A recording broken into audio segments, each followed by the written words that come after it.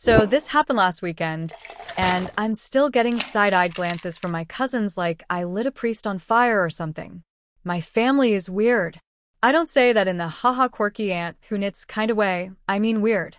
We have this annual tradition we call the funeral rehearsal dinner. Yeah. It's exactly what it sounds like. About 6 years ago, my great-uncle Ted died suddenly, and my grandmother, his sister, was distraught that she didn't get to say goodbye the way she wanted. At the post-funeral luncheon, between dry ham sandwiches and awkward silences, she loudly announced, "Next time, we're doing this before someone dies." Everyone laughed, but she was dead serious. The next year, we all got invites to a catered dinner at her house. Dress code, semi-formal. Theme, celebrating life while we're still alive. Ever since then, it's become a thing. Each year, a different living family member is honored, and we pretend it's their funeral, eulogies, memories, the whole 9 yards. Think of it like a birthday party mixed with a morbid school play. This year, it was Grandma's turn. She's 83, spry as hell, and very excited to hear what everyone would say about her if she dropped dead tomorrow. Enter me and my new girlfriend, Sarah. We've been dating for 2 months. She's smart, funny, kind, and very, very normal. I hadn't told her about the event until the day before because I knew it sounded insane. But when I finally explained it, she was like, "That's kind of sweet." Weird, but sweet. I'll come. I should have taken that pause more seriously. We show up at my grandma's house, and Sarah looks radiant, but a bit stiff. I introduce her around, and she makes a solid impression despite the setting. My Uncle Ken is already drunk, and the casket, yes, they rented a damn casket, is set up in the living room with a framed picture of Grandma on it. She's sitting in a recliner nearby, wearing a tiara, giggling every time someone calls her the dearly beloved. Sarah is doing her best to be polite, but I can tell it's all registering as a horror movie to her. Things get worse when the service begins. The family gathers around.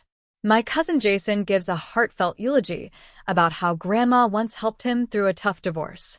My mom follows, tearing up as she recalls Grandma teaching her how to make tamales. The tears are real, even though Grandma is sitting there wiping them away and whispering, "You're making me cry, stop it," like it's a roast instead of a requiem. Then it's my turn. I get up, take a deep breath, and deliver what I think is a solid mix of sincere and humorous memories. People laugh. Grandma beams. All seems well. But then Sarah raises her hand. My brain goes into DEFCON 1.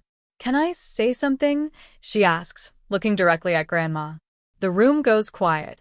I make panicked eye contact with her, silently begging her to sit down. She doesn't.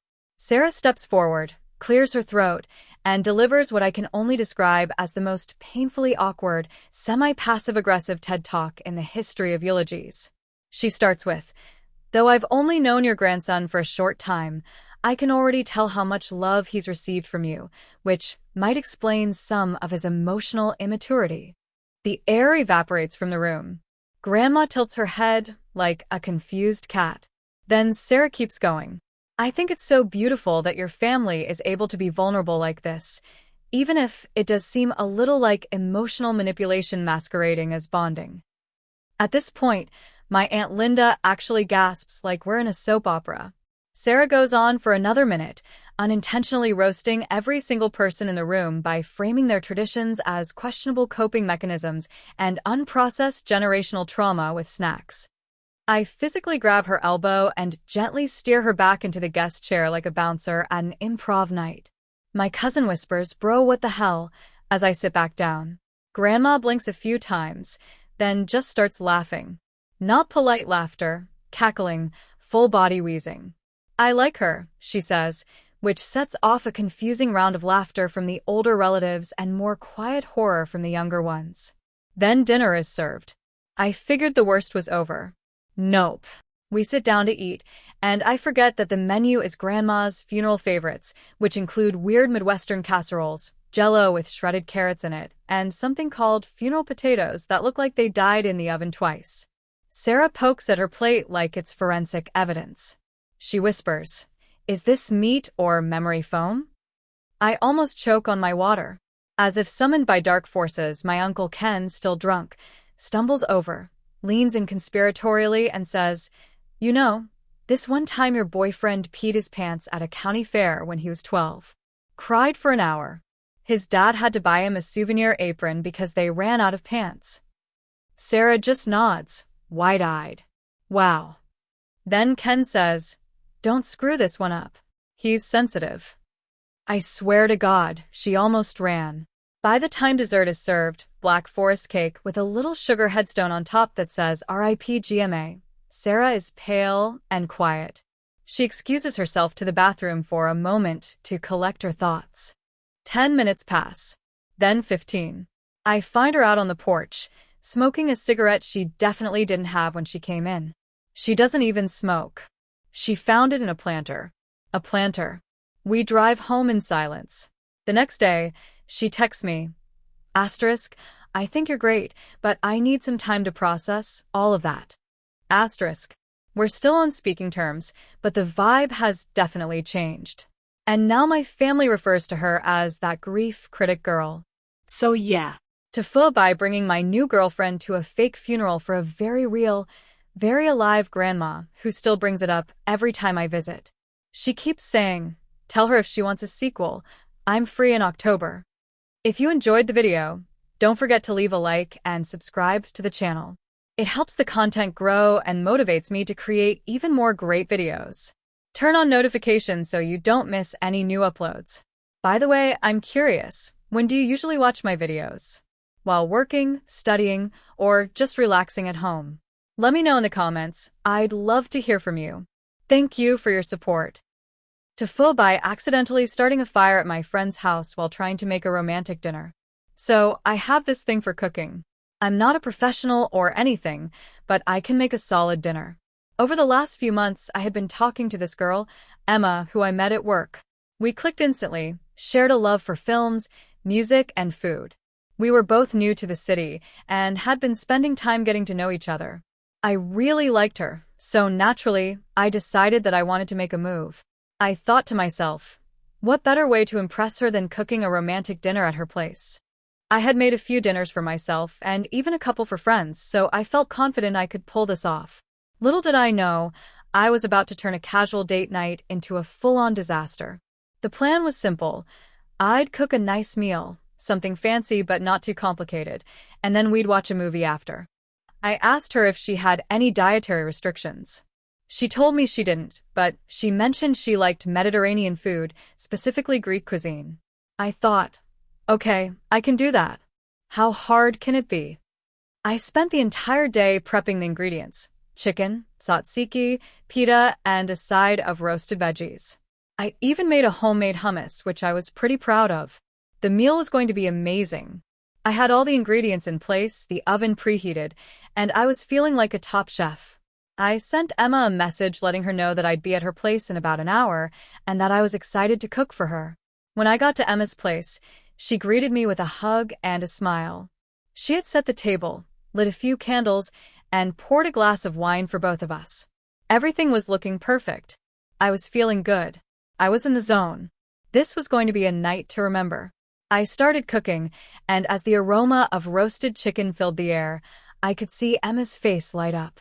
We chatted about random things, our favorite movies, travel experiences, and even some embarrassing stories. I was getting more comfortable, and we were both having a good time. I was so focused on making sure the food was perfect that I didn't notice the time. It was already getting late, and I had been cooking for over an hour. At this point, I realized I hadn't checked on the oven in a while. I walked over to it, opened the door, and immediately saw a puff of smoke escape. My heart sank. The chicken was blackened. Not just a little charred, not even a crisped-up edge. No, this chicken was absolutely incinerated. It was black, hard, and totally inedible. I quickly shut the oven door to stop the smoke from spreading. "Everything okay?" Emma called out from the living room, clearly hearing the panic in my voice. Yeah, just a little smoke," I responded, trying to keep things calm, but I could feel the heat of embarrassment rising. I started to panic. I didn't want to let her down. This was supposed to be the perfect evening, and now I was standing in her kitchen, staring at a disaster. I tried to salvage what I could, pulling the burnt chicken out and quickly trying to salvage the roasted vegetables in the oven. I thought maybe I could just serve those, and we could laugh about it later. But the smoke was getting worse, and now I was starting to smell something else: plastic. I turned around to see that the plastic cutting board I had been using had somehow gotten too close to the hot oven and was starting to melt. It was the most surreal moment. I could feel the sweat on my forehead. How was this happening? Why was everything going wrong? I frantically grabbed the cutting board and tossed it into the sink, but the damage had already been done. There was a noticeable burn mark on the countertop, and the kitchen was now filling with smoke. Emma appeared at the door, looking confused. "What's going on?" she asked, and I could tell she was trying to keep things light, but I could see the concern in her eyes. I think I might have overcooked the chicken," I said weakly. I didn't want to tell her about the plastic board. I didn't even know how to explain that. "That's okay, it happens," she said, but I could tell she was now seeing the smoke and the mess in the kitchen. She walked over to the window and opened it, trying to air things out. I stood there, feeling like a failure. My confidence was completely shattered. It was supposed to be a romantic evening, and now it looked like I had just set her kitchen on fire. We stood there in awkward silence for a moment, the smell of burnt food and plastic hanging in the air. I took a deep breath, trying to collect myself. "Okay, this is a disaster," I said, forcing a laugh. "But I promise you, I'm better than this. I can make us a new dinner, or we can order takeout, or—" Before I could finish, Emma burst out laughing. Not in a mocking way, but in the kind of way that made me feel like maybe everything wasn't ruined. "This is hilarious," she said between giggles. "Honestly, I've had worse cooking disasters, so this is kind of refreshing." I stared at her, confused. "You're not mad?" "No, not at all," she said, still laughing. "In fact, I think this just makes the night even more memorable. I mean, we're already laughing about it, right?" That's when I realized something. Emma wasn't upset. She wasn't angry. She wasn't disappointed. She was just happy to be spending time with me. It didn't matter that the dinner was a disaster. What mattered was that we were both making the best of the situation, and we were genuinely enjoying each other's company. We ended up ordering pizza, which we ate while watching a random comedy movie on Netflix. By the end of the night, we were both in stitches from laughing about my cooking fiasco. As it turned out, Emma had had her own cooking disasters in the past, and we bonded over our shared ability to completely ruin a meal. We didn't go on any romantic adventures after that evening, but we continued hanging out and getting to know each other better. In the end, that night taught me something important.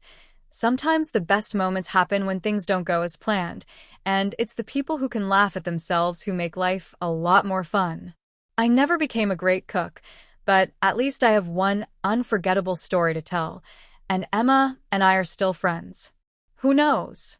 Maybe next time, I'll just order the takeout and save myself the trouble. Or maybe I'll stick to simple dishes. Anything that doesn't involve fire would be a good start.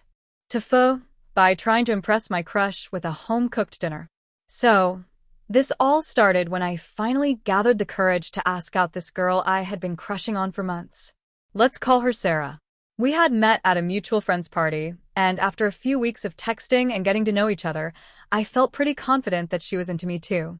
We had planned a casual dinner at my place, just the two of us, which felt like a perfect opportunity to impress her. Now, I'm not the best cook, but I figured it couldn't hurt to try, right? I had seen countless cooking shows, YouTube tutorials, and my friends were always posting their own fancy meals on Instagram. How hard could it be? I decided to prepare a 3-course meal, an appetizer, a main course, and dessert. For the appetizer, I thought a fancy charcuterie board would do the trick. I grabbed a variety of cheeses, some olives, prosciutto, and a few crackers. I was feeling pretty good about this part. It wasn't rocket science, right? Just assemble the stuff on a wooden board and call it art. The main course was where I really wanted to shine. I had heard from a few people that risotto was a great choice for a date night, classy, comforting, and flavorful. I'd seen the recipe 100 times, so I figured I could nail it. I bought all the ingredients: arborio rice, vegetable broth, mushrooms, and a bunch of fresh herbs. I watched a few YouTube videos, gathered my ingredients, and felt ready to tackle this.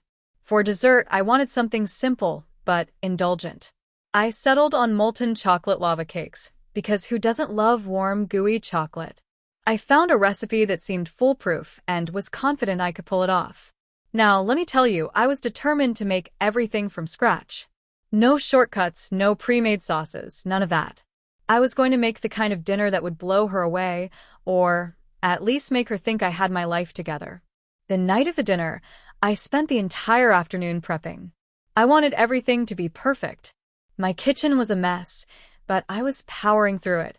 I set the table with candles, fancy napkins, and a bottle of wine I bought specifically for the occasion. It was looking good.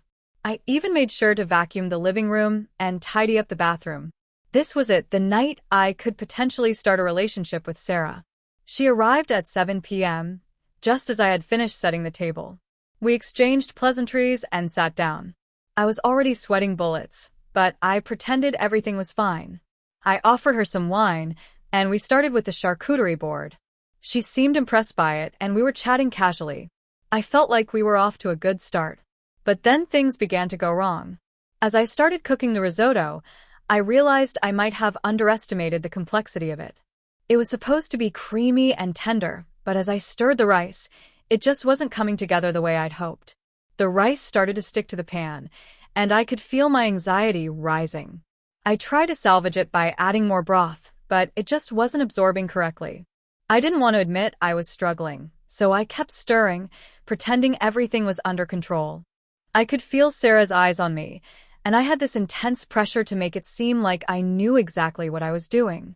To distract her, I asked her about her day, but she seemed a little too quiet, almost like she could tell something was wrong. I finally plated the risotto, though it was way too soupy. It wasn't the rich, creamy dish I had envisioned.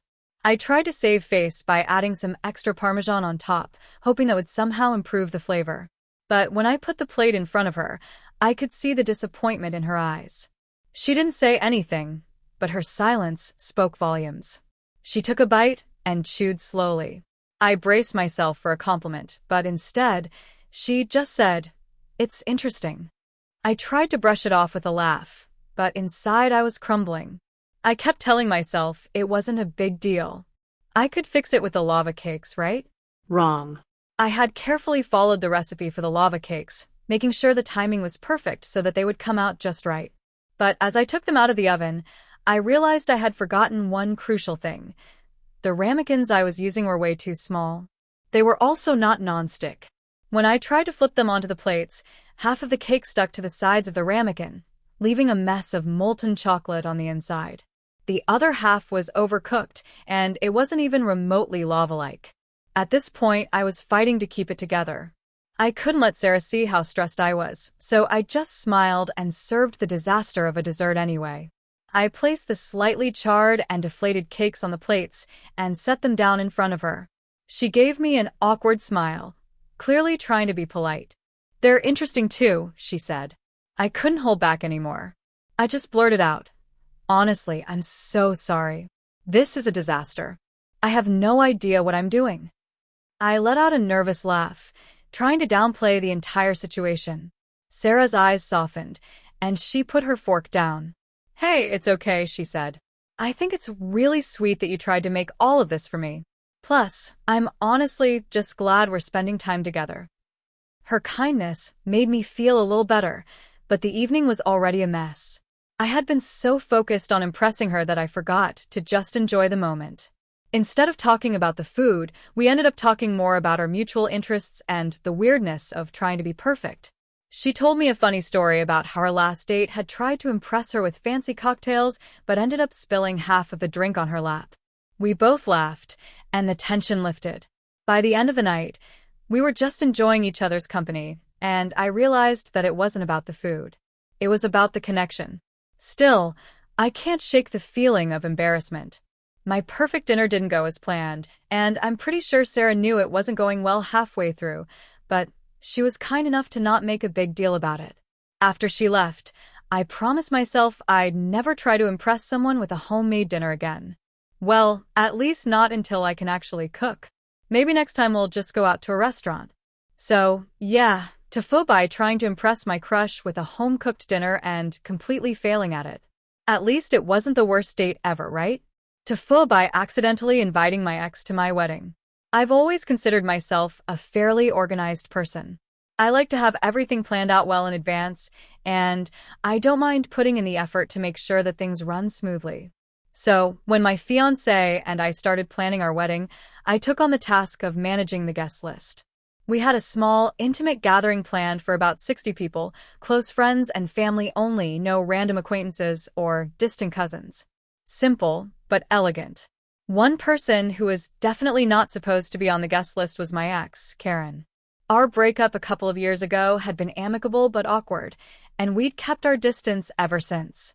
Karen and I had been together for almost 5 years, and while it wasn't a messy breakup, it was still painful. She moved to a different city shortly after we ended things, and we only exchanged the occasional message on social media, mostly about random life updates or mutual friends. So, when I started planning the wedding, I made sure to block her on every platform to avoid any potential drama. I should mention that Karen and I shared a lot of mutual friends. These were people I'd met through her, and they'd stayed in contact with both of us even after the breakup. I wasn't close with any of them anymore, but they were all invited to the wedding because they were still friends with my fiancée, Emily.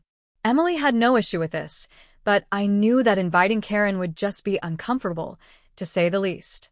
Now, let's fast forward a few weeks to when I was deep in the weeds of organizing the guest list. We were doing everything digitally. RSVPs were handled through an app that tracked everyone's responses and meal choices. Because I'm a glutton for punishment, I decided to take on the task of entering all the RSVPs myself. It was going fine at first, a lot of yes and a couple of no's from people who couldn't make it, and a few, maybe S from the ones who were still trying to figure things out. But here's where it gets weird. One morning, as I was going through my emails, I got a notification from the wedding app. Karen has RSVP'd yes to your wedding. My heart sank. The first thing I thought was, how the hell did she even find out about this?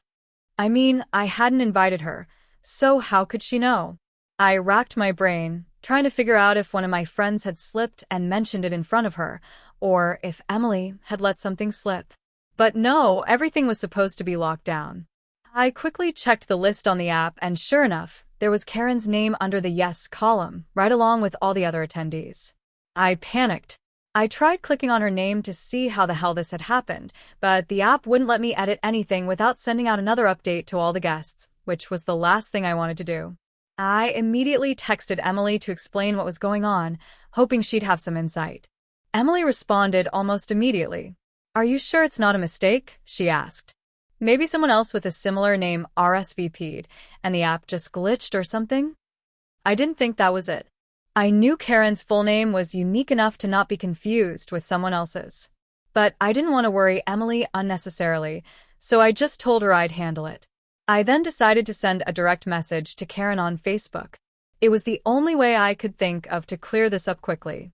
I typed something along the lines of, "Hey, I saw you RSVP'd to my wedding. Just to clarify, I didn't send you an invitation, and I'm not sure how you got that link. Can you let me know what's going on?" It felt awkward, and I didn't love the idea of reaching out to her, but I needed to get to the bottom of this. A few minutes later, Karen responded. "I got the link through your cousin Jenny. She's the one who sent me the invite. I'm really excited for you guys, by the way. I can't wait to see you walk down the aisle." My stomach dropped. Of course, Jenny was my cousin, but she was also one of the people who had stayed in touch with Karen after we broke up. I hadn't thought about it, but Jenny and Karen had remained pretty close. They'd even hung out together a few times, which had always made me uncomfortable, but I didn't have the heart to tell Jenny to cut ties with her. I was furious. Jenny, without asking me or Emily, had invited Karen to my wedding. It felt like a massive betrayal, and I couldn't understand why Jenny would think it was okay. I had no intention of letting Karen be part of our special day, especially not after everything that had happened. I told Karen I was sorry, but that I couldn't have her at the wedding. I tried to be polite, but firm. "I understand you're excited, but this wedding is going to be small and intimate, and we're not inviting anyone outside the list we've already sent. I hope you understand. To her credit, Karen was respectful. She said she understood and wouldn't show up, but I could tell she was disappointed. It felt awful to turn her down, but I wasn't going to let her show up uninvited and potentially cause a scene. After that, I called Jenny. I asked her why she invited Karen without checking with me first. Jenny, somewhat sheepishly, explained that she thought I would be fine with it since she and Karen were still friends. She thought I was over the breakup and that I wouldn't mind her being there. I was fuming. I told Jenny that I was absolutely not okay with Karen being at the wedding and that I felt completely betrayed. Jenny tried to apologize, but honestly, I was too upset to really listen. I ended up telling her that I couldn't have her at the wedding either if she was going to keep pushing this. She apologized profusely, but the damage was done. I had to scramble to remove Karen from the guest list and send out a new invitation to a couple of people to fill in the empty spot. The day of the wedding was, thankfully, smooth, but it was a reminder of how messy relationships can get. My cousin Jenny still tried to make amends, but it was awkward for months. I don't think I'll ever forget the day I realized my ex was going to show up at my wedding. It's a memory I'm sure I'll be telling for a long time. Moral of the story? Always double-check who's on your guest list. And if you're planning a wedding, make sure your guest list is tight. No room for surprises like this. TIFU by trying to impress my girlfriend with my cooking skills and ending up burning down the kitchen. So, to set the scene, I'm not what you'd call a master chef. My culinary skills extend to throwing together some pasta or microwaving a frozen pizza. But my girlfriend, Sophie, she's different.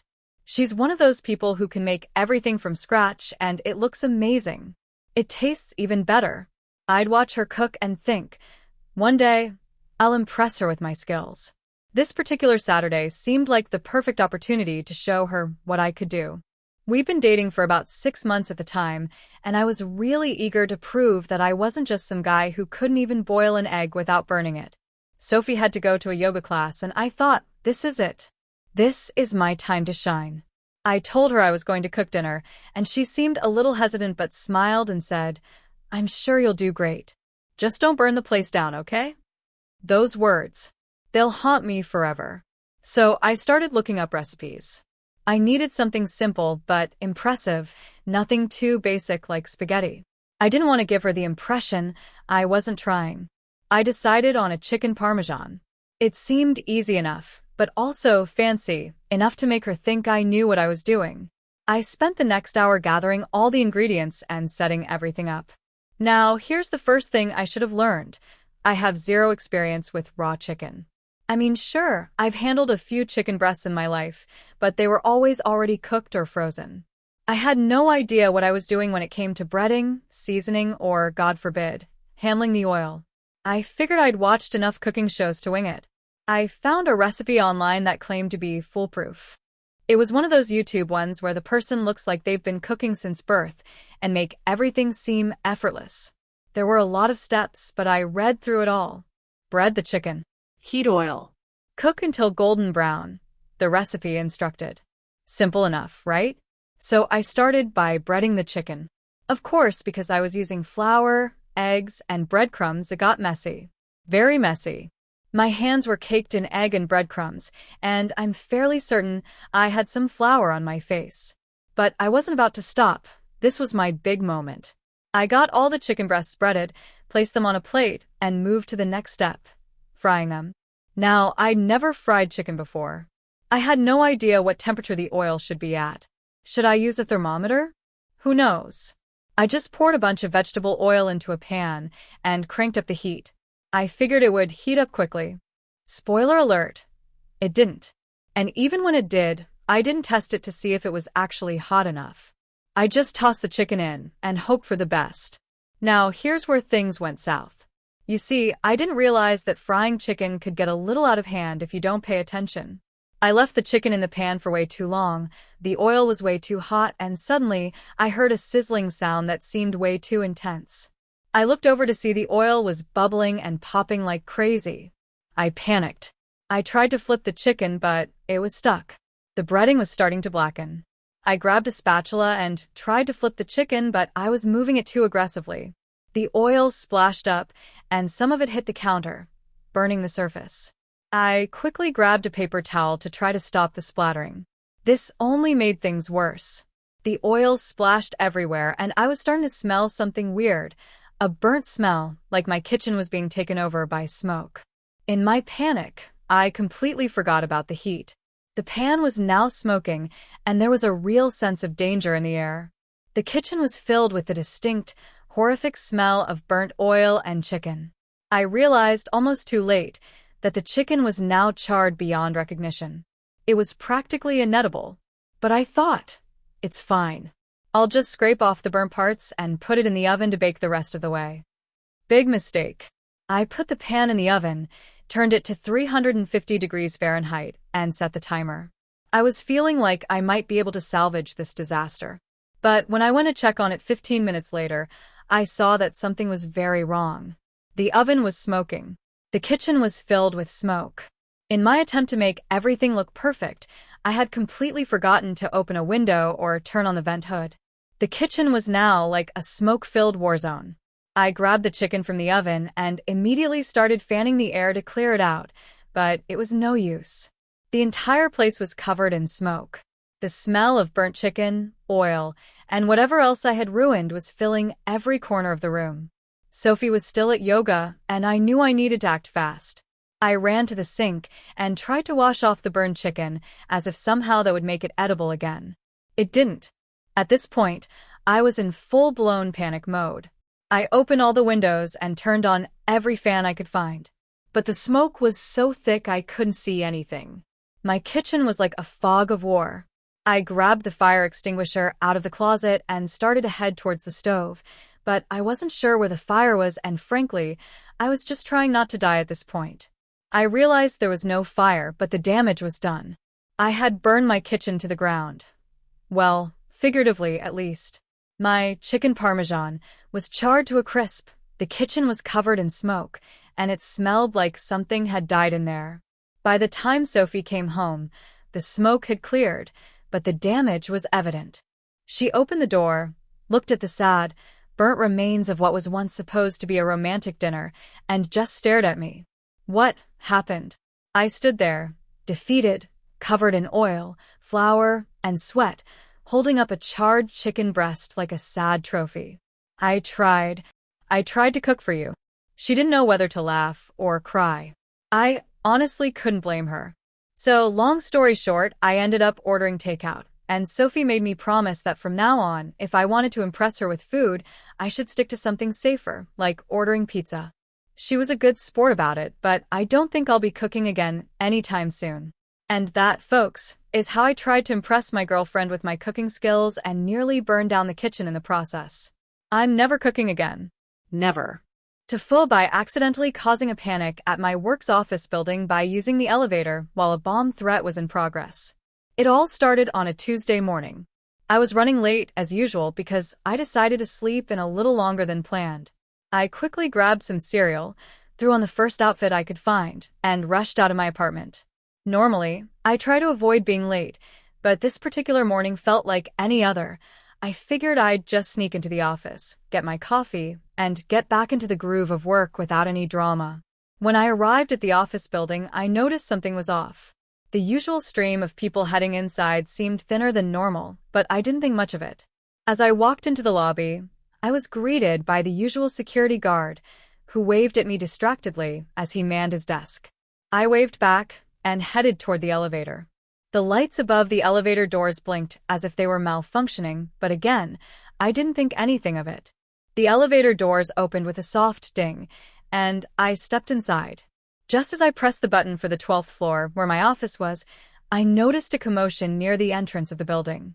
Some people were walking out in a hurry, while others seemed to be talking loudly, pointing at something in the distance.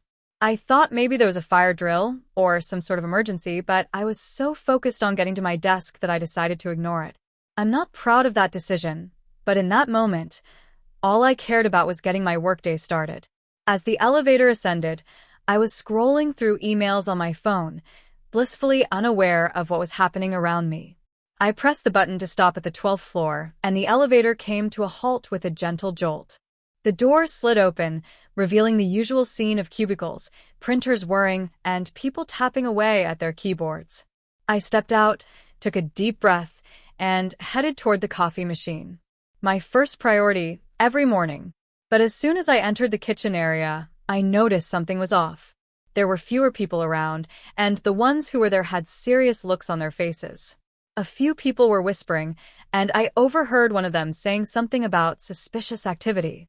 At first, I assumed they were talking about the annoying guy from accounting who was always late with his reports, but when I asked what was going on, they turned to me, eyes wide, and said, "Haven't you heard? There's a bomb threat." I blinked in confusion. A bomb threat? What do you mean? One of my coworkers, Karen, I'll call her Karen to protect her identity, although she was far from the type of Karen you're imagining, looked at me like I was an alien. They've evacuated most of the building. The bomb squad is on their way. Didn't you see the emails? Emails? I checked my phone. I had indeed received a few emails that morning, but they were all about minor issues. None of them mentioned a bomb threat. I quickly opened the email inbox and found nothing that referred to anything as serious as a bomb threat. That's when it hit me. I had used the elevator. I remembered that the elevator had opened on the 12th floor without any delay. It had even made a strange noise when I pressed the button, but I hadn't thought much of it. And now I realized something I should have noticed much sooner. The building had likely been evacuated, but I had, without knowing, used the elevator and made my way to the top. That must have triggered something, right? Before I could process this, the office manager, Brian, rushed into the kitchen, his face pale. "Okay, people, everyone needs to leave the building. Now. There's a bomb threat in progress, and we can't take any chances. Everyone must evacuate in an orderly manner. Everyone except for you," he said, pointing directly at me. Me? I had no idea what I did to earn the distinction of being singled out. What did I do?" I stammered. Brian sighed and rubbed his forehead, clearly frustrated. "The elevators aren't safe to use right now. You need to head down the stairs. You didn't see the email about that?" I was starting to panic myself. I had completely ignored any warnings, thinking it was just another typical morning. "No, I didn't see anything. I've been in the elevator already. What's happening?" I asked, trying to piece together the timeline. Brian's eyes grew wide, and his face became serious. "We don't know exactly where the threat is, but the building's been on alert since the threat was made. A few people thought the elevator wasn't safe because it could be rigged to trigger something. There were people already on the phone with the authorities when you got in, and it caused a panic." I stared at him in disbelief. "You're telling me I—" He nodded gravely. "You used the elevator while everyone else was trying to evacuate. That's likely what set things off." I felt the blood drain from my face. I had inadvertently escalated a tense situation into a full-blown panic, simply by using an elevator that hadn't been declared safe. Brian motioned to the exits. "We need to get everyone out. Now go down the stairs. There's a stairwell near the back of the office, but for now, avoid the elevators." As I stood there, stunned by the series of events that had unfolded, I noticed a few more of my coworkers eyeing me warily as they gathered their belongings and started heading toward the stairwell. I felt the weight of everyone's judgment. My mind raced as I followed the group out of the office and down the stairs, my stomach turning. I had accidentally triggered the panic at work. All I wanted was a cup of coffee, and now I was the one responsible for everyone having to evacuate. The worst part? The bomb threat turned out to be a hoax. Apparently, someone had called it in just to cause trouble, and the authorities had deemed the threat non-credible within an hour of the evacuation. No bomb was found, but the damage was already done. My colleagues were livid, and I was the talk of the office for the rest of the week. I wish I could say that I learned a valuable lesson that day, but I still use elevators without thinking about the consequences. However, now I always double-check my emails before I step into one. And to this day, every time I see an elevator light blink or hear an odd ding, I can't help but feel a small knot of anxiety in my stomach. The irony is that the only thing I wanted that morning was a cup of coffee. Instead, I got the nickname Elevator Bomber for the next month. I've since learned to pay attention to any and all emails that come my way, especially if they mention elevators. TIFU by accidentally sending a text to my boss that I meant to send to my girlfriend. It started like any normal day. I woke up to my alarm, groggily rolled out of bed, and got ready for work. I didn't have anything particularly exciting lined up for the day, just the usual office grind. But little did I know one simple, stupid mistake was about to change everything. So, here's the context. I work at a mid-sized marketing firm. My boss, Sarah, is a hard ass but fair. She's one of those bosses who expects a lot but gives a lot in return. We've had our moments where things got tense, but for the most part, we've had a good working relationship. My girlfriend, Emily, and I have been dating for a few months now, and things are going pretty smoothly. We text a lot throughout the day, little silly things, inside jokes, the usual couple stuff. On this particular day, everything seemed pretty normal. I got to the office, grabbed my coffee, and sat down at my desk. I had a few emails to respond to, a project deadline approaching, and a meeting later in the day. It was just another day in the grind. Around mid-morning, I had a short break and decided to check my phone. Emily had sent me a message saying something like, "Miss you, babe. Hope your day's going well." I smiled to myself, thinking about how cute she was. In return, I typed out a response, something like, "I miss you too. Can't wait to see you tonight. I've been thinking about how hot you looked last night." Now, let me explain. It was a compliment, sure, but not something I should be sending while at work. It was one of those texts that's meant to be sweet, but when it's sent to the wrong person, it's more than just awkward. After typing it out, I hit send. Only I didn't realize something was off. As I glanced up at my computer screen to check my emails, I noticed a notification pop up on my phone. It was a message from Sarah, my boss. I didn't think much of it at first. Sarah is pretty direct, and her messages are often about work. So, without even thinking, I tapped on it to read her message, not realizing I had just sent the same text to her. I opened her reply, which said, "That's quite an interesting message, Mark." My heart sank into my stomach. My brain didn't immediately process what had happened, but the moment I realized the terrible, catastrophic mistake I had made, it hit me like a ton of bricks. I had just sent Sarah a text about how hot she looked last night. I quickly froze, staring at my phone, the words blinking back at me like some cruel joke. There was no way to undo it. I panicked. I opened my messages, and sure enough, there it was. The text I had meant for Emily, sitting innocently in the thread with my boss. My mind went blank. How the hell was I supposed to fix this? I immediately typed an apology. "Oh my God, Sarah, I am so sorry. That was meant for my girlfriend. I didn't mean to send that to you. Please ignore it." My fingers were shaking, and I hit send before I could second-guess myself. But I didn't get an immediate reply. Time seemed to stretch out, each second feeling like an eternity. I considered my options. I could try to explain, but would she even believe me? Would she just think I was being a creep? My mind raced through all the possible outcomes, each worse than the last. Just then, my phone buzzed again. A new message from Sarah. I opened it, heart pounding, preparing for the worst. She had written, "I figured as much. Just make sure you're not texting me during work hours about that sort of thing. Also, I'll need that presentation you promised me in an hour." I let out a breath. I didn't realize I'd been holding. It wasn't a complete disaster. I still had a job, and I wasn't immediately fired. But damn, was I embarrassed. I had just sent my boss a sexually charged message by accident. And not just any boss, Sarah. The one who had a reputation for being unapproachable and cold. But somehow, she had taken it in stride. In the next few moments, I tried to recover as best as I could. I focused on the presentation, made sure everything was in order, and sent it to her before the deadline. I was mortified, but I had a job to do. So, I got to work, trying to ignore the sinking feeling in my stomach. The rest of the day was a blur. I could feel Sarah's eyes on me during the meeting, and I swear, every time I glanced over at her, I caught her stifling a smile. I tried to ignore it, but the tension was palpable. I knew she was thinking about that message. How could she not? Later that afternoon, after the meeting, she came over to my desk. My heart started racing again. Here it was, the moment of truth. I braced myself for the inevitable, the awkwardness that would come with the confrontation. But to my surprise, Sarah didn't say anything about it right away. Instead, she just leaned over and handed me a folder. "Here's the client feedback," she said casually, as if nothing had happened.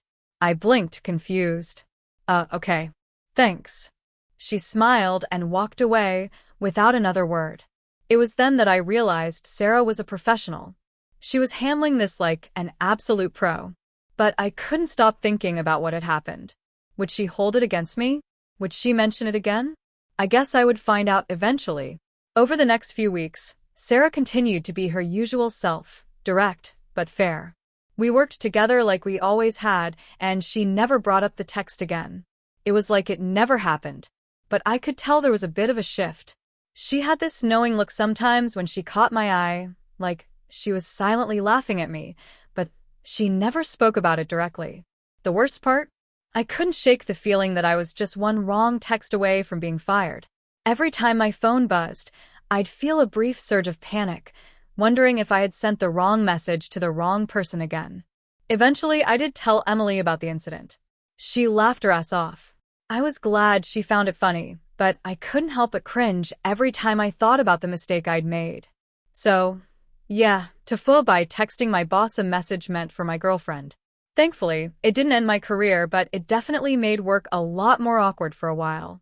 I'm still waiting for the day Sarah decides to bring it up in front of the whole office. Fingers crossed that doesn't happen anytime soon. TIFU by accidentally getting my best friend arrested and ruining his career. It started out like any other Saturday. My best friend, Mike, and I had been planning a weekend trip to the mountains for months. We had everything lined up: the gear, the snacks, the playlist for the road trip, and, of course, my trusty old Subaru that we'd always taken on our little adventures. There was just one small problem. I'd made the rookie mistake of misplacing my wallet the day before we were supposed to leave. Classic, right? So, naturally, I did what any rational person would do in that situation. I started panicking.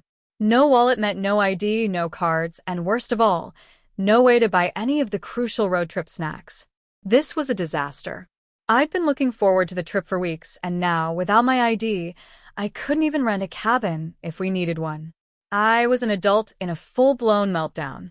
Mike, ever the calm one, offered a solution. "Dude, just use my ID.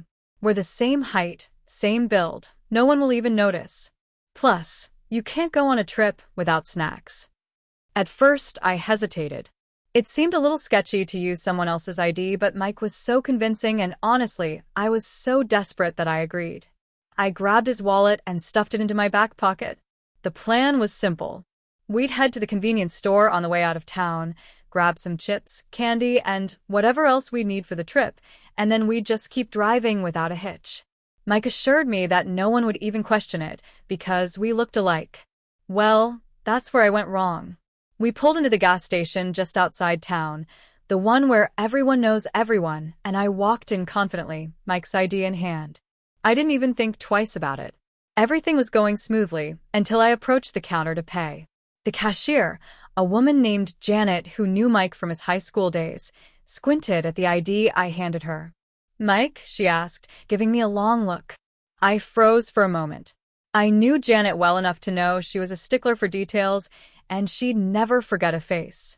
I should have just turned around and walked out at that moment. But instead, I smiled awkwardly and nodded. "Yeah, I just got a new picture, you know?"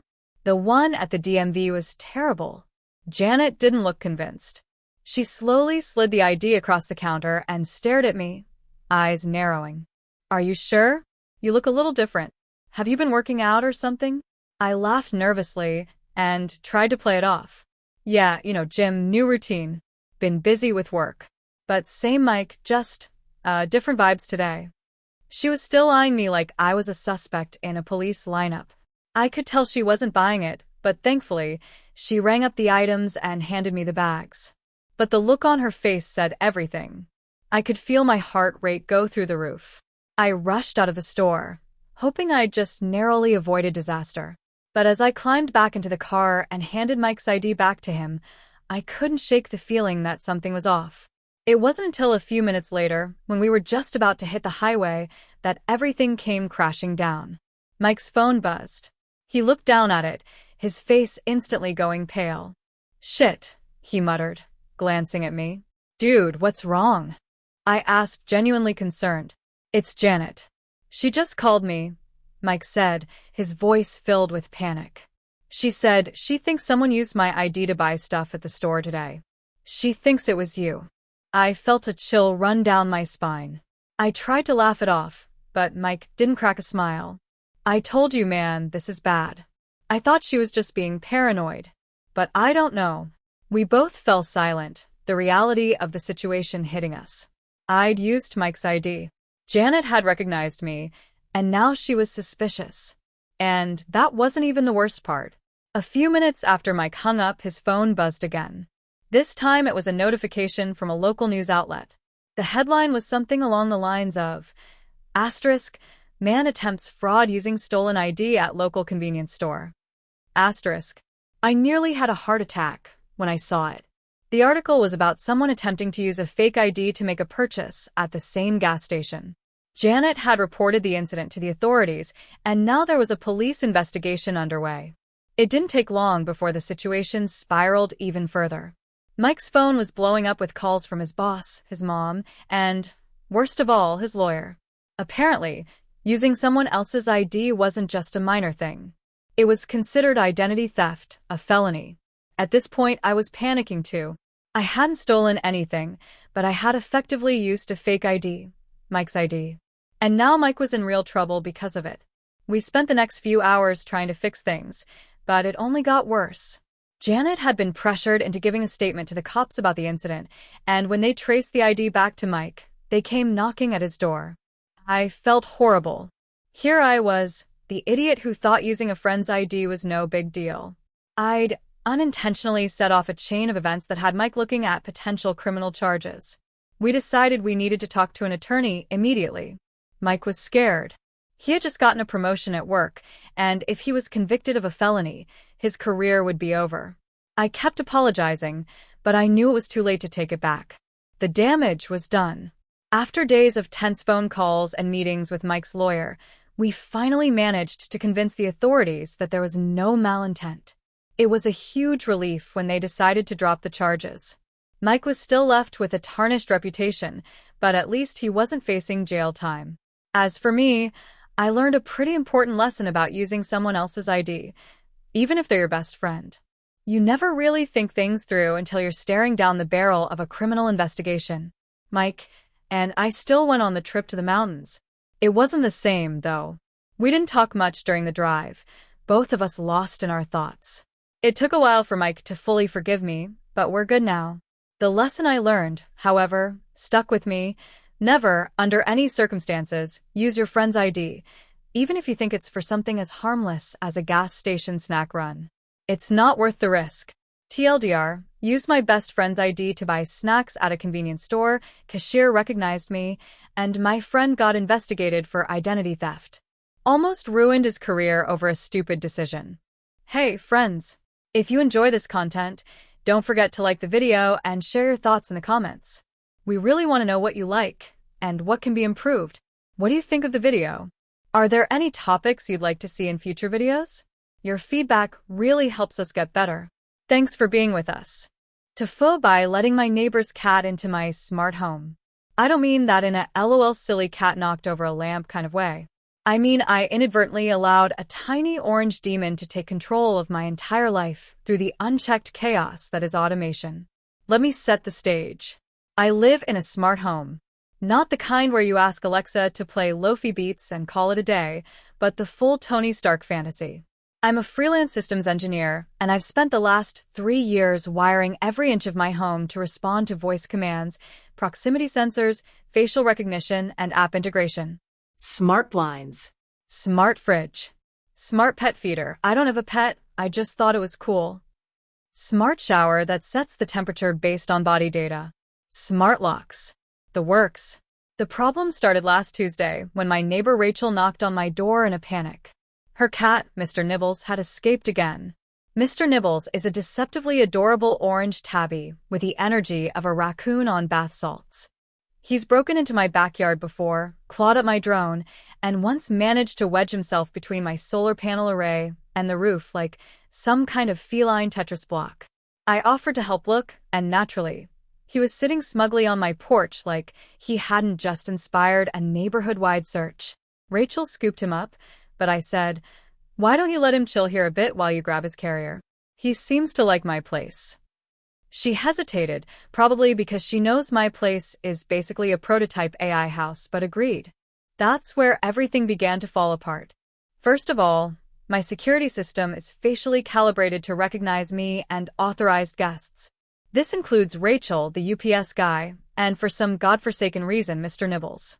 You see, a few weeks ago I was playing around with facial recognition for pet monitoring, and during a testing phase I scanned Mr. Nibbles' face as a joke.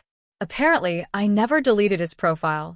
So when Rachel left and the door closed behind her, the house still recognized Mr. Nibbles as a resident. He immediately made a beeline for the living room and jumped onto the couch, activating the pressure sensors, which turned on the TV.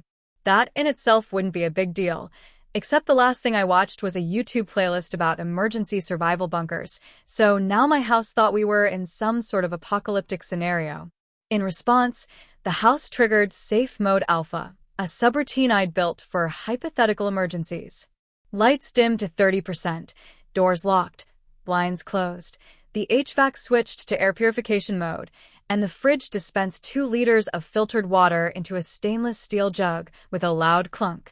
I was in the bathroom at the time, trying to fix a loose tile in the smart shower system, when I got a push notification. Emergency protocol activated. Secure mode enabled, followed by resident. Mr. Nibbles confirmed. I froze. I tried to yell, "Override," but the system was in a lockdown phase that ignored voice commands unless I manually input a code into the main hub.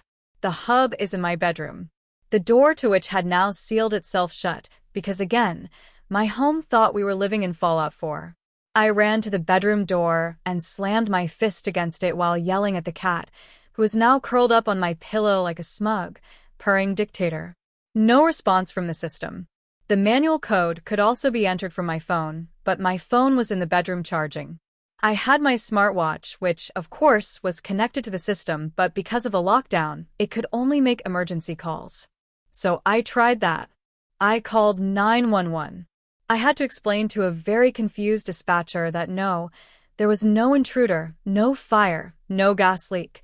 My house was just under the command of a cat. They sent someone anyway. While I waited, Mr. Nibbles began triggering more chaos. He somehow turned on the robotic vacuum by knocking a rubber band onto the floor, which it detected as foreign object intrusion. The vacuum, which I had once rigged with a GoPro for home mapping, started rolling around aimlessly like a drunken Roomba, bumping into things and setting off motion alarms. Then the smart oven beeped. I don't know how, but the cat had managed to activate the oven's self-cleaning cycle, which locks the door and heats to 900 degrees Fahrenheit. The house now thought I was attempting to sterilize food supplies, which meant the fridge began vacuum sealing all perishables into metallic bags. I watched through the glass as my eggs, milk, and leftover lasagna disappeared into airtight hell. A notification popped up on the watch. Nutrient storage complete. 14 days of food remaining. It was then I realized Mr. Nibbles had stepped on the bug-out prep scenario. A setting I made as a joke during COVID that simulated quarantine readiness in case of bioterrorism or zombie outbreaks. The front doorbell rang. I sprinted to the door, yelling at my watch to authorize emergency personnel, which thankfully worked. The fire department and one very bewildered police officer stood on my lawn, staring at my now pitch-dark windows and watching as my security system projected containment protocol active across the glass like I was housing a nuclear test subject. I explained everything as best I could, but Mr. Nibbles, being a cat, had now vanished somewhere inside the walls. Literally. The little gremlin had squeezed into the vent system, which caused the HVAC to go into biohazard filtration mode. Alarms were going off, air filters were cycling, and the police officer radioed in something about potential chemical threat, but probably just a cat. They escorted me out after using bolt cutters on the door. It took 4 hours for me to override the system manually, during which Mr. Nibbles reappeared, completely unconcerned, and took a nap on the fire truck. Rachel showed up right as I was being mildly interrogated by a hazmat tech. She picked up Mr. Nibbles, apologized profusely, and offered me banana bread. I couldn't even be mad. The cat had played me, played the system, and still looked like a sleepy cinnamon roll doing it.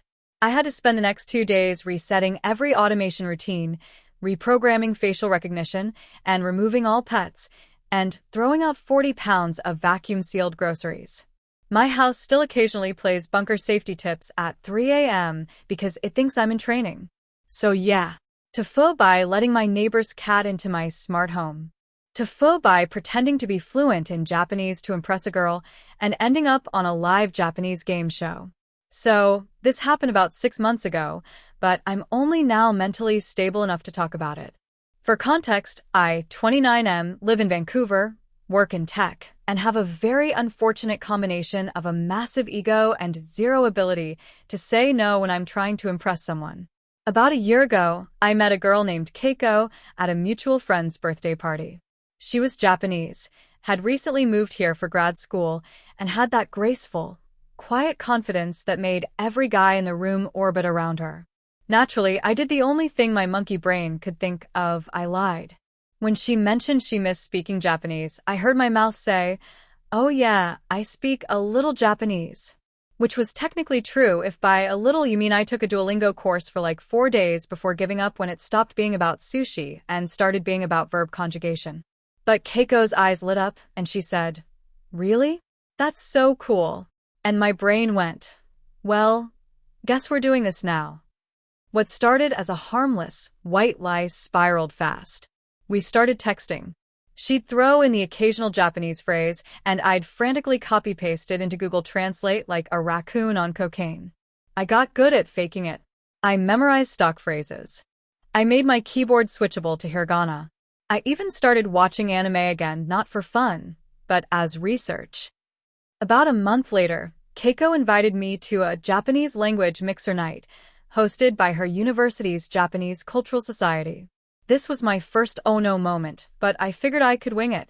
Most of the people there were language learners anyway, right? Wrong. It was packed with actual Japanese students and native speakers.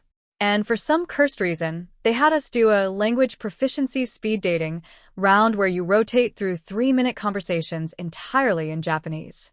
And that's when the second oh no moment hit. Keiko had told the organizers that I was fluent. Fluent. I was paired with an older Japanese man named Daisuke, who later turned out to be Keiko's uncle. He was visiting from Osaka and had taught Japanese for 30 years. I don't remember much of our 3-minute conversation except that I panicked and just started listing Pokemon. Like, I literally sat there and went, ugh. Daisuke stared at me like I was having a stroke.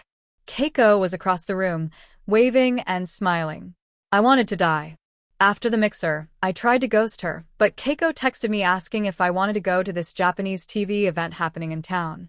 Apparently, her uncle had pulled some strings and gotten us on the list. I didn't want to go. I almost said no. But then she texted, "It'll be fun. Maybe they'll ask you to be on camera since your Japanese is so good," smiling face with smiling eyes, and my lizard brain went, "Oh, this is salvageable." Spoiler, it was not. The event was a traveling variety game show from Japan called Crazy Challenge Time. Yes, that's the actual translated name. They were filming a special segment with Japanese nationals abroad and a few honorary guests.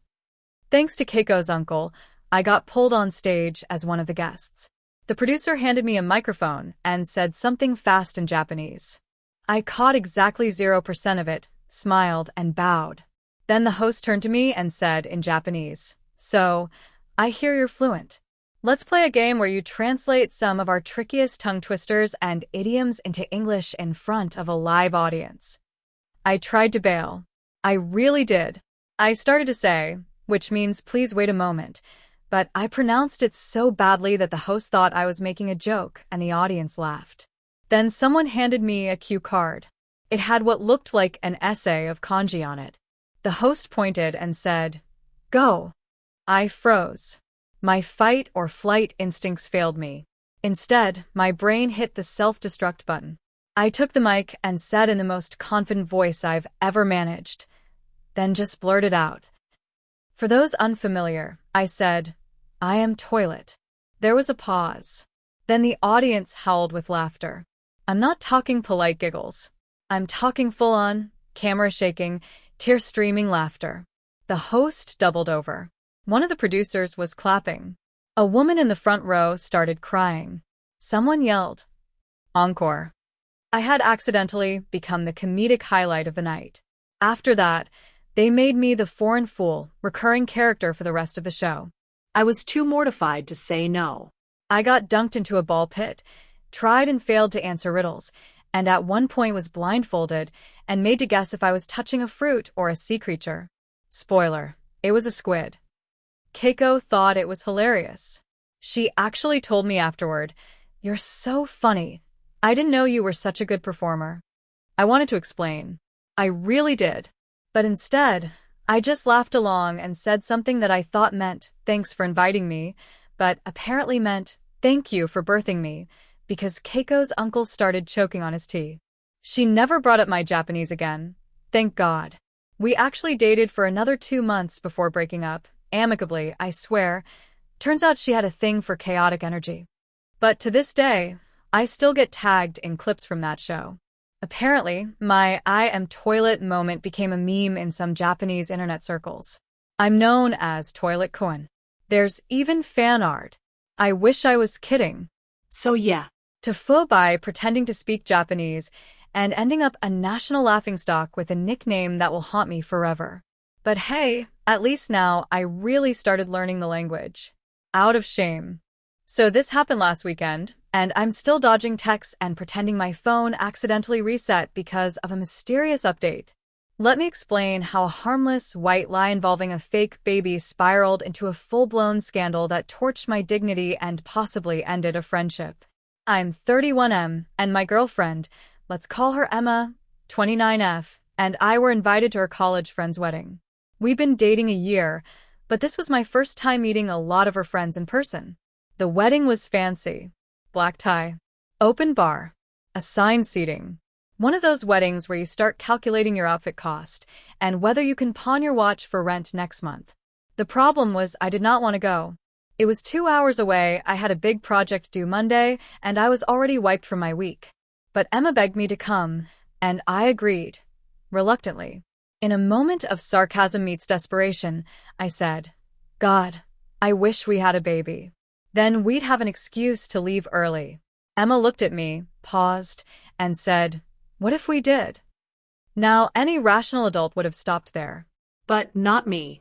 I should mention that Emma works in prop design for a local theater and owns a disturbingly realistic baby doll from a previous stage production.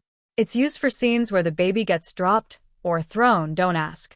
The thing weighs about 6 pounds, smells faintly like lavender, and looks exactly like a newborn if you glance at it from a distance. So we devised a plan. We'd bring the fake baby in a carrier, claim our babysitter canceled last minute, and after the ceremony, realize that we had to leave early because the baby was getting fussy. No harm done, right? We even named him Oliver to keep it consistent. Day of the wedding, we arrived dressed to the nines, and Emma's got this fake baby strapped to her chest in a wrap, little knit hat, and everything. We play it cool. People love babies. We got so many compliments, and Emma even got out of having to hold drinks because she's breastfeeding. It was going flawlessly. Then the bride, Lila, comes up to greet us. I'd never met her before, and she's glowing with post-ceremony energy, crying every 5 minutes and hugging everyone like she's been resurrected. She loses her mind over Oliver. "Oh my God, I didn't even know you had a baby. You brought a baby to my wedding. You're amazing." Emma tries to brush it off like, "Oh, we were gonna leave early anyway, he's a handful," but Lila is already summoning her photographer. Let me paint the scene. Emma's holding a fake baby, dressed in formal wear. I'm beside her, doing the smile grimace of someone who knows he's about 5 seconds from disaster. Lila grabs Emma's arm, says, "We have to get a picture with the baby," and drags her toward the photo backdrop. Before we can object, the photographer, this absolute menace of a man, is already snapping away. Now we're stuck. Emma's holding the baby stiffly, like he's made of uranium, and I'm smiling like a hostage. The photographer coos and squeaks at Oliver. Lila starts crying again. It is pure chaos. And Then. the maid of honor, Lila's younger sister, who is very drunk at this point, leans over to look at Oliver and says, "Wait, is he breathing?" I should have faked a heart attack or screamed fire, or just sprinted into the woods. But no. I said, "Oh, he's just sleeping. He's a really deep sleeper." To which the sister goes, "Babies don't sleep like that. His head is all floppy." Emma, in a panic, adjusts the wrap, and in doing so, accidentally decapitates the fake baby. Okay, that sounds worse than it is. The head didn't fall off, but it flopped back at an impossible angle, like he was mid-exorcism. The whole wrap shifted, and the baby's fake arm dangled loose. The photographer, still clicking away, stopped mid-shot and said, "What the hell?" Now there's a group forming. Someone gasps. Someone says, "Is the baby okay?" Someone else says, "I think it's a doll." Emma looks at me, eyes wide, and whispers, "Abort. Abort." I grab the baby, who now looks fully unhinged, and say, "We need to go. Oliver's not feeling well." And we speed walk out like we just shoplifted from Tiffany's. Once we get to the car, we sit in silence. Then Emma just loses it, laughing so hard she's crying, holding fake Oliver like he's our shame baby.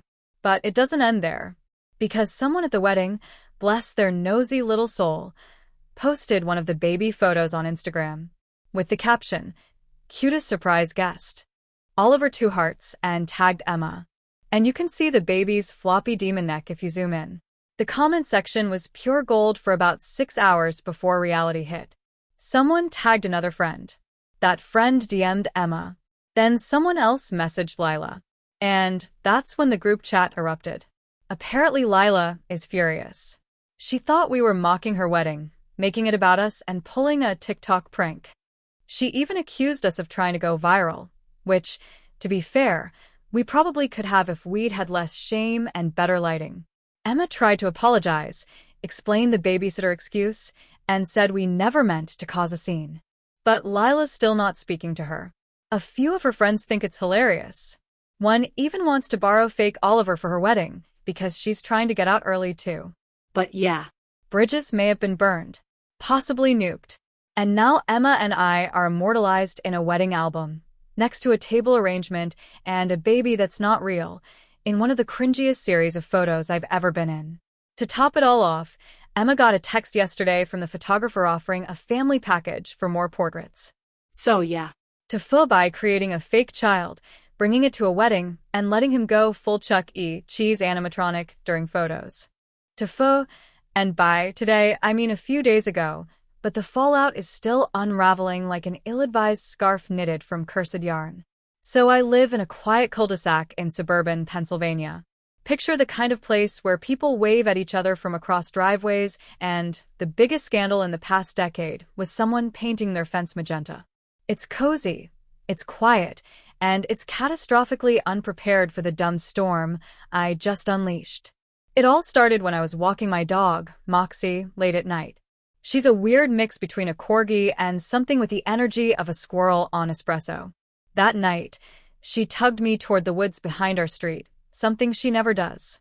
I figured maybe she needed to drop a particularly philosophical poop or wanted to chase phantom squirrels. But no, she was laser-focused on something deeper in the trees. We get to a little clearing about 200 yards in, and I see this thing. A circle of rocks, like a fire pit, but too perfectly arranged. Inside the circle were a bunch of weirdly shaped sticks, what looked like feathers, and most unsettlingly, what I was pretty sure was a doll's head. Not a full doll, just the head. Burned. Naturally, like any rational adult, I took a photo of it. Moxie, having satisfied her curiosity, or maybe completed her arcane ritual, turned tail and pulled me back toward home. At the time, I figured it was some teens doing weird forest things, shrugged it off, and posted the photo to our neighborhood Facebook group with a caption like, "Anyone know what this is? Found it in the woods behind Maple Ridge. Vibes are concerning." Now, I should explain, our neighborhood Facebook group is basically digital kindergarten for grown-ups. People argue over trash placement and passive-aggressively post about dog poop. So I expected maybe a couple comments, a laugh react, and someone blaming the Johnson kids again. What I got instead was DEFCON 1 panic. Within an hour, people were screenshotting my post and sharing it. A woman named Trudy, who once started a 3-week campaign over 2 bright porch lights, declared it was a sign of pagan animal sacrifice. A guy named Carl, who claims to have been law enforcement adjacent, he was a mall cop, said it looked eerily similar to cult activity he saw in '97. Another person claimed to have seen robed figures near the woods at night, which turned out to be teenagers vaping in hoodies. By morning, the post had over 200 comments. Someone started a thread titled Maple Ridge Cult and suggested we form a neighborhood watch. By that evening, people were patrolling with flashlights and walkie-talkies. Trudy made laminated badges that said Wilderness Defense Squad. There were spreadsheets, schedules. Carl tried to deputize himself. At first, I found it hilarious. I kept my mouth shut, figuring it would blow over. But then someone called the local news. And they actually showed up. A guy with 2 perfect hair interviewed me while I tried to explain, I don't really know what it was, just something weird in the woods, but they edited the clip to make it sound like I was confirming the presence of a sacrificial pit. Headline that night: Occult activity in local suburb? Residents say yes. I started getting DMs from strangers asking if I felt watched or if I'd noticed any unusual animal behavior. I made the mistake of replying to one of them with, well, my dog farted and scared herself once. Does that count? And that got screenshotted and reposted with the caption, they're affecting the pets now. Then, the real chaos started. Someone decided we needed to cleanse the woods. On Saturday, about 30 people showed up armed with sage bundles, salt circles, crosses, and one guy had a full-on didgeridoo. I don't know what that was supposed to do. Maybe confuse the spirits. They marched into the trees chanting and waving smoke around, which resulted in 1 minor brush fire and 2 people getting lost for 3 hours. They were in a drainage ditch. Meanwhile, actual teenagers saw the commotion and, being teenagers, decided to escalate. They started leaving creepy dolls in the woods, drawing fake runes in chalk on sidewalks, and at one point, they tied a Furby to a tree and recorded it saying, "Feed Emmy" on loop. Things were spiraling. I was now unintentionally the neighborhood's oracle. People kept asking me for updates, theories, and advice. One woman said she had a dream where I was wearing antlers and guiding people through the forest like a woodland prophet. Carl said he was ready to die for the cause, which no one asked him to do. I finally cracked when someone taped a note to my door that said, "We know you're the chosen finder. Please lead us to the truth." Nope. Too much. Time to shut it down. So I went back to the woods, took a closer look at the ritual site, and realized something critical. It wasn't feathers. It was stuffing. Like from a pillow. The doll head? A melted Barbie someone probably tossed into a campfire. The sticks? Arranged around an old, rusted grill grate. I checked further and found beer cans, a half-buried bag of Doritos, and what might have been the remains of a bong. This wasn't a summoning circle. This was a crappy teenage hangout that someone tried to make spooky for laughs. I posted an update, gently explaining the discovery, with photos. I made it clear there was no cult, no rituals, just some creative delinquents with poor hygiene and access to fire. And then I got accused of being in on it. Apparently, that's exactly what the cult would want us to think. So now, it's been 3 days since I tried to de-escalate. The Facebook group is still ablaze. Carl is starting a podcast. Trudy ordered walkie-talkies shaped like pentagrams to infiltrate the enemy. Someone made t-shirts that say, "I survived the Maple Ridge cult," with my dog's face on them. Meanwhile, I just wanted to walk my dog in peace and maybe not have to explain to my boss why I was interviewed on local TV under the cheerin', "Local man stumbles upon a cult forest portal." So yeah. That's how I accidentally launched a suburban LARP gone wild and might now be the unwitting leader of a fake neighborhood cult that believes I commune with forest spirits. And Moxie? She keeps dragging me back to that same spot in the woods like she knows exactly what she did. TIFU by misunderstanding what open relationship meant. This happened about 6 months ago, but the psychological damage is still very, very fresh. I, 28M, had been dating Claire, 27F, for about 9 months. Everything was great. She was smart, funny, creative, and we had that kind of rare, electric chemistry that makes the air around you feel charged when you're together. You know, the kind of connection that makes you want to build IKEA furniture without arguing. We met through mutual friends at a Halloween party. I was dressed as a sentient traffic cone. She was dressed as a slutty Shakespeare. It was meant to be. Things were going so well that we started spending nearly every night together, either at her place or mine. About 5 months in, we had the talk, the "where is this going?" conversation. That's when Claire dropped the term, open relationship. I paused. She saw my reaction and quickly clarified, "I just think people can love more than one person. But that doesn't mean we don't care about each other." She told me it was just philosophical for her. That she wasn't seeing anyone else. That she was happy with me. "It's just something I believe in," she said. I wasn't entirely comfortable with the idea, but I'd read enough Reddit threads to know that different strokes and all that. Plus, she said she wasn't seeing anyone else, so I figured, okay. She's into the idea theoretically, but practically we're still just us. So I nodded and said I could live with that as long as we were open about it. "Of course," she said. "Communication is everything." Fast forward to about 2 months later. We're still going strong. She's still at my place 3 to 4 nights a week. Things seem normal, maybe even better. She's glowing. She's extra affectionate. She started bringing me breakfast burritos out of nowhere. I should have known. I should have seen it. Hindsight is a greasy-haired clown whispering, "You dumbass," in my ear. Now comes the foo. Claire's out of town for a weekend visiting her sister in another city. I had the apartment to myself, and I was determined to do absolutely nothing. Pure degenerate-level laziness. I wore the same hoodie for 3 days. Ordered nothing but takeout. My toilet paper ran out, and I used paper towels for 24 hours until I could drag myself to CVS. On Sunday night, I decided to clean up a bit before she got back. While vacuuming the floor, I noticed something strange near the couch. A little velvet pouch. Now, this wasn't mine, and I didn't think Claire would have dropped something and not picked it up before leaving. I opened it. Inside were 2 gold rings. Matching. Engraved. One said C+J, and the other said forever and always. My brain went full Windows XP error sound. First, I thought maybe they were some kind of gift in progress. But then, who the hell was Jay? I stared at the rings for what must have been 15 minutes. My internal monologue was spiraling into a full-on telenovela. I ended up doing what every rational man in his late 20s does when he's not emotionally equipped for this level of curveball. I called my ex, Abby. Abby is like a slightly judgmental therapist who's read too many murder mysteries. She heard me out and said, "Dude, you're in a love triangle. You need to talk to her." Immediately. Claire came back Monday. I waited until we were curled up on the couch, sipping wine, pretending like I hadn't found her secret treasure bag. Finally, I asked as casually as I could, "Hey, what do you think about engagement rings?"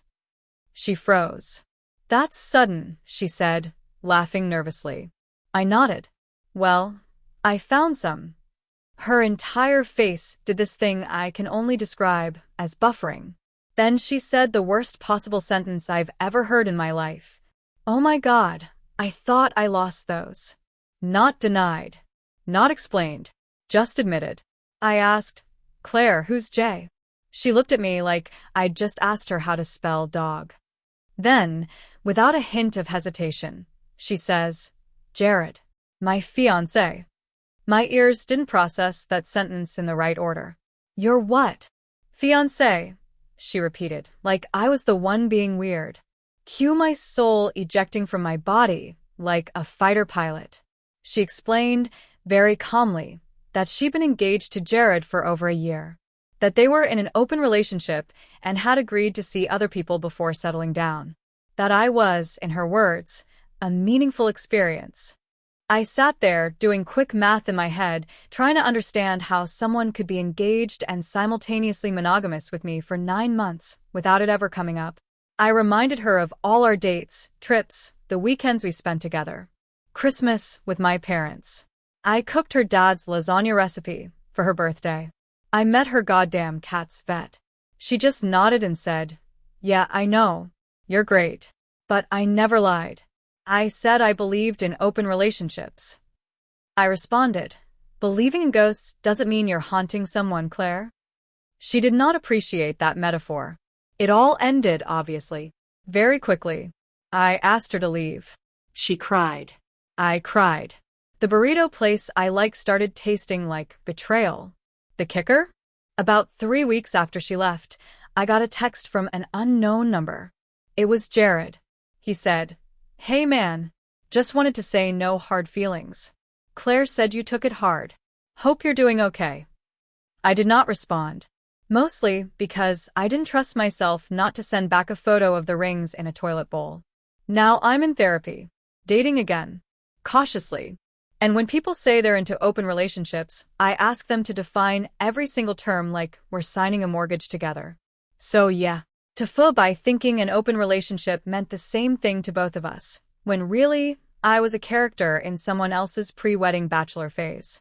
TIFU by accidentally turning my neighbor's kid into a local cryptid. So this happened last fall, but I only now feel emotionally prepared to share the story. To preface, I live in a semi-rural town that's not quite suburban, not quite out in the sticks, that weird middle zone with cul-de-sacs and cornfields. People here are friendly, but nosy. If you sneeze too loud, someone's posting on the local Facebook group asking who died. I rent the guest house behind my landlord's property. He's an older guy named Ron, super chill, lives in the main house. Across the street is a family with 2 kids. One of them is a quiet 12-year-old named Ethan, a typical latchkey kid, into video games, biking around, always wearing the same faded hoodie with a dragon on the back. Now, I'm a wildlife biology grad student working on my thesis about nocturnal animal behavior. Specifically, I was experimenting with different combinations of sense and motion to attract certain species, raccoons, possums, foxes, to a baited camera setup I'd installed in the woods behind my place. Totally legit and permitted. Anyway, I'd been tweaking a formula involving a mix of old sardines, rotten fruit puree, and a synthetic skunk musk I'd ordered online. The smell could knock out a buffalo, but damn if it didn't draw in some curious critters. I'd noticed an uptick in traffic on my motion cams, even got footage of a bobcat once, so I figured I was onto something. So one Thursday, I prepped a fresh batch of the scent cocktail, loaded up the bait station, and headed back inside. A storm was rolling in, so I didn't expect much that night. But the next morning I checked the footage, and there was movement. But not the kind I expected. At around 9:30 p.m., my camera picked up a figure. 2 legs. Human height. The footage was grainy, but it looked like someone walking on all fours, kind of spider-like. It paused in front of the bait, sniffed, then sprinted out of frame. The kicker? Glowing eyes. I blinked at the screen for a solid minute thinking, no way. I watched it again. Still weird. I assumed it was a camera glitch. Maybe a raccoon got too close and distorted the image. I forgot about it. But then people started talking.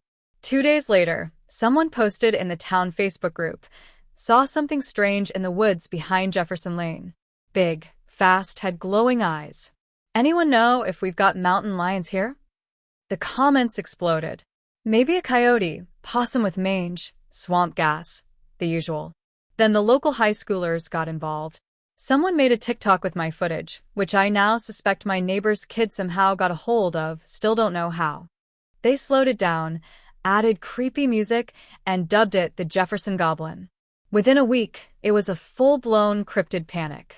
People were posting blurry nighttime pics of random animals claiming they saw the goblin. Someone made t-shirts. A local brewery even named their fall ale after it. I was mortified. It was my camera, my bait, my footage. But I didn't want to say anything because, 1, I was technically not supposed to be experimenting that close to the residential area, and 2, it was honestly kind of hilarious. Then came the worst part. About 2 weeks after Goblin Fever kicked off, I was grabbing a coffee at the gas station when I overheard 2 teenagers talking. "Dude, I swear it was Ethan," one said. "He's been acting weird as hell." Said he goes into the woods at night. Saw him crawl out from behind the gas station dumpster last week with a dead squirrel. I froze. Ethan? The neighbor kid? I got home and kept an eye out. That night, around 11, I saw movement outside my window. I peeked through the blinds and, I kid you not, saw Ethan on all fours, crawling into the woods. Hoodie on, glowing eyes. I nearly peed myself. Turns out, Ethan had discovered my bait station weeks ago. I'd been dumping this revolting scent mix in the same spot, and the kid, for reasons I still don't fully understand, had taken to rubbing it on himself and sneaking around the woods to scare people. I know this because the next day I found him passed out near the bait bucket, covered in raccoon scratches, reeking like he fought a dumpster for dominance. I woke him up, dragged him back to his house, and sat him down like I was about to give the birds and bees talk. Apparently, he thought it was funny. He'd seen my setup, found the mix, and figured it would be hilarious to prank people. The glowing eyes? Flashlight taped to a bike helmet with green cellophane. The crawling? He said it made him look less human. So, I had a choice. Tell the town the goblin was a dirty 12-year-old with a YouTube channel and ruin the fun, or let it ride. I let it ride. But I made Ethan promise to cut it out before he got himself shot by some terrified farmer. He agreed, reluctantly, and the goblin's sightings slowly died down. Now it's spring again, and sometimes when I walk through the woods, I still catch a faint whiff of that horrible scent mix on the wind. The bait station's gone, and I've moved on to a new project involving alcohols, but every now and then someone will still bring up the Jefferson Goblin like it was real. Last week, Ron had friends over for poker, and I overheard him say, "I swear, that thing had to be real." My cousin's dog wouldn't go near the woods for days. Ethan winked at me from across the yard. I don't know what's worse, that I accidentally created a local cryptid, or that I kinda missed the little freak. This happened last month, but the fallout is still going strong, and I'm just now able to tell it without wanting to crawl into a hole and stay there forever. My girlfriend Lena and I have been dating for a little over a year. She's German, born and raised near Stuttgart, and her family still lives there. We met in the States during her study abroad program and hit it off instantly. She's brilliant, beautiful, and has this dry, sarcastic humor that I'm a complete sucker for. We've talked about marriage in the distant future, and when she invited me to spend 3 weeks with her family over the holidays, I was over the moon. Now, I don't speak German. I took a couple of Duolingo lessons and can confidently say Die Katze trinkt Milch, which, as it turns out, is a tragically useless sentence in real life. But Lena had always told me her family spoke decent English and not to worry. Still, I wanted to impress them. I downloaded every language app one could find and crammed like I was studying for the bar. After 3 months, I could piece together some basic sentences and kind of understand if someone spoke really slowly while gesturing wildly. The real problem began when I landed in Germany and immediately fell victim to the Dunning-Kruger effect. You see, the moment I managed to greet her dad with Guten Abend, Herr Kruger. Es ist schon, Sie zu treffen. He beamed, patted me on the back like I just won a medal, and immediately launched into rapid-fire German that may as well have been ancient Sumerian. I panicked and just nodded enthusiastically, laughing when he laughed, frowning when he frowned. Apparently, that was convincing enough. Lena later told me her dad called her a lucky girl and that he was impressed her American boyfriend had such strong German roots. I should have corrected her. I should have come clean. But I didn't. Instead, I doubled down. For the rest of that day, I maintained the illusion that I was fluent, only speaking English when Lena's younger sister or her mom addressed me directly. The next day, things escalated. Her dad invited me to a cultural meetup he regularly attended. I asked Lena about it, and she said it was probably some local history or hiking group he was part of. Totally chill, she said. You'll be fine. So off I went alone, with her dad, in a snow-covered VW, with a vocabulary limited to Ich bin müde and Wo ist die Toilette? We arrived at a small hall tucked between 2 quiet streets. Inside were about 30 middle-aged men, most with shaved heads, heavy boots, and military-style jackets. That was my first red flag. But then I saw a table with pastries and coffee and thought, Maybe it's just a biker brunch or something? Oh no.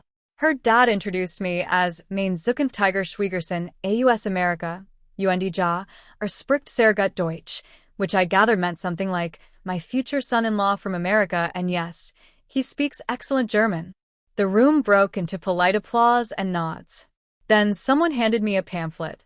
I looked at it, confused, until I saw the eagle emblem and a name that included the phrase, Heimat UND Stolz.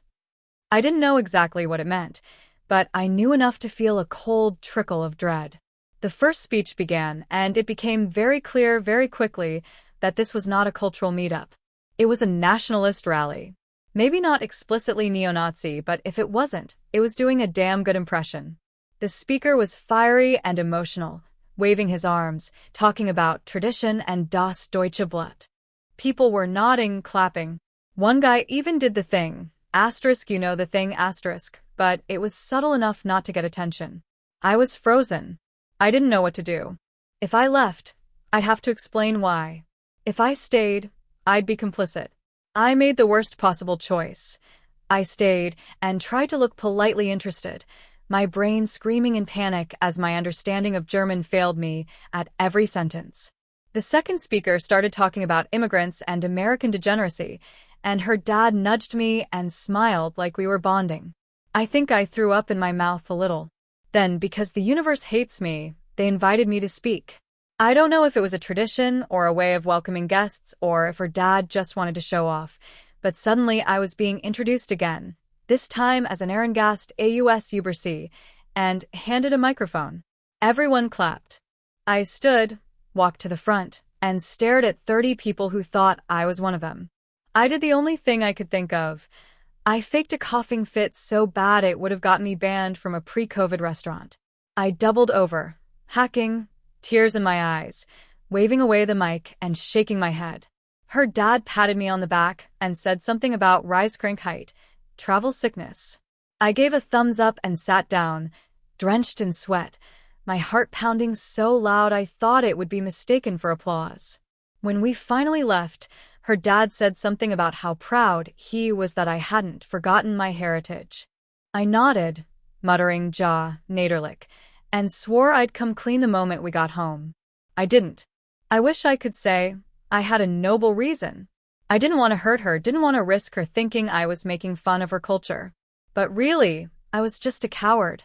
I hoped it would all blow over, and we'd never have to talk about it again. Until 2 days later, when Lena's dad posted a picture of me on Facebook. There I am, in front of that hall, standing next to him and 2 other men, smiling like a goddamn idiot. The caption read, "A wonderful night with my future son-in-law. German roots run deep." One of Lena's college friends saw it and messaged her. She translated the caption, Googled the emblem, put the pieces together. Lena confronted me that night, calmly at first, but by the end she was crying, furious, and asking me if I was some kind of alt-right sympathizer. It took me hours to explain what happened, to convince her I was just an idiot trying to impress her family. She believed me, eventually, but her dad? Not so much. When she told him I didn't actually speak German and didn't understand what the event really was, he accused her of trying to erase his culture. We left early. She's still talking to her mom and sister, but things are strained. Her dad hasn't spoken to her or me since. I'm now enrolled in a legitimate German language course and planning to fly back solo this summer to try and make peace. Assuming I don't get detained at customs for showing up on some watch list. Let this be a lesson. If you're going to fake a skill to impress someone's parents, maybe choose something less dangerous. Like juggling chainsaws.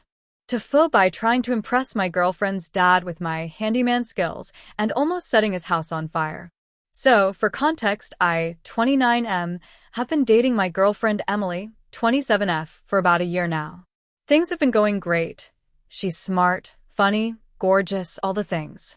But the one thing that's always kind of hung over us like a looming thundercloud is her dad, Frank. Frank is a man's man. He builds things. He fixes things. He drinks whiskey and chops firewood for fun. He looks like a hybrid of Ron Swanson and a lumberjack. He's also not exactly a fan of me. I work in tech. I once called AAA to change my tire. I have soft hands and drink oat milk. Basically, I'm everything Frank isn't. So when Emily told me her parents were hosting a weekend barbecue and that her dad would love to finally see me do something useful, I knew what time it was. This was my shot. My one chance to show Frank I could be more than a guy who backs up files to the cloud. I showed up that Saturday with my sleeves rolled up and a YouTube-inspired confidence. Frank greeted me with his usual gruff handshake and a look that said, "This better be good." After about 20 minutes of small talk and burgers, Frank pointed to a broken light fixture on the back porch and casually said, "Been meaning to fix that. Shame no one around here knows how." Challenge accepted. Now I have some basic DIY knowledge. I've assembled IKEA furniture without the manual. I replaced a toilet seat once. How hard could a light fixture be? I told Frank I'd take care of it. He handed me his old toolkit like it was Excalibur. The screws were rusted, the wires were exposed, and the light had a visible wasp nest inside it. But I wasn't backing down. Emily gave me a look from across the yard, half pride, half fear. First mistake, I didn't shut the power off. Honestly, I thought the switch being off was enough. I later learned that's not how electricity works. I started unscrewing the old fixture, a little nervous about the wasps, but mostly focused on not looking like a coward in front of Frank. About halfway through removing it, I felt a zap. Nothing major, just enough to make my hand tingle and me to say, "Ow," in a pitch too high for Frank's liking. Frank came over, saw what I was doing, and said, "You shut the breaker off." I nodded. I had not. He squinted. "You sure?" "Yep," I said, trying not to visibly sweat. He gave me the classic dad grunt of disapproval and walked off. I resumed my work, this time being a bit more cautious. I finally got the old fixture down and was proud of myself. Then came the rewiring. Now, here's where it all went to hell. I had watched a couple of YouTube videos earlier that week and remembered something about black wires being hot. But in my infinite wisdom, I assumed black meant don't touch, and white was safe. I also didn't realize Frank's house was old, and the wiring wasn't color-coded the way modern homes are. Long story short, I connected the wrong wires. Specifically, I connected a live wire directly to the metal frame of the new fixture. Proud of my work, I flipped the switch on. There was a loud pop, followed by a spark explosion that looked like a mini 4th of July in a light bulb. The fixture caught fire. Real, honest-to-God fire. Frank came running, Emily screamed, and I was smacking it with a dish towel I grabbed from the grill station like a lunatic. Frank shoved me out of the way and hit the breaker. The fire fizzled, but the porch was filled with smoke and the smell of burning plastic. The siding of the house was scorched. Emily's mom came out just in time to see her husband with a fire extinguisher, me holding a half-burned towel, and what used to be a perfectly fine light fixture now hanging in blackened, melted disgrace. Silence. Frank stared at me like I'd just set his dog on fire. "What the hell did you do?" "A faulty wiring," I offered, immediately regretting it. He didn't speak to me the rest of the day. Emily tried to make me feel better by saying things like, "He didn't completely hate you before, and the siding needed updating anyway." I spent the next week watching actual electricians on YouTube. Real ones. Not the 5-minute hack videos by guys whose homes were probably held together with duct tape and dreams. I offered to pay for the damage, but Frank refused. "You did enough," he said, which somehow felt worse. The cherry on top? 2 weeks later, Frank invited Emily's ex over to help him build a shed. A literal ex-boyfriend. I asked Emily if that was some kind of subtle jab. She replied, "No, he just knows how to use a voltage tester." I'm now banned from touching anything electrical at their house. Possibly anything mechanical, flammable, or fragile too. My dreams of being the handyman hero are dead. I've gone back to what I know best, fixing Wi-Fi issues and organizing cable management. But at least the wasps are gone. Thank you for watching until the end. If you enjoyed this video, don't forget to like and subscribe to the channel so you won't miss new videos. Also, leave a comment. I'd love to hear your thoughts. Your support and engagement mean a lot to me. See you in the next video.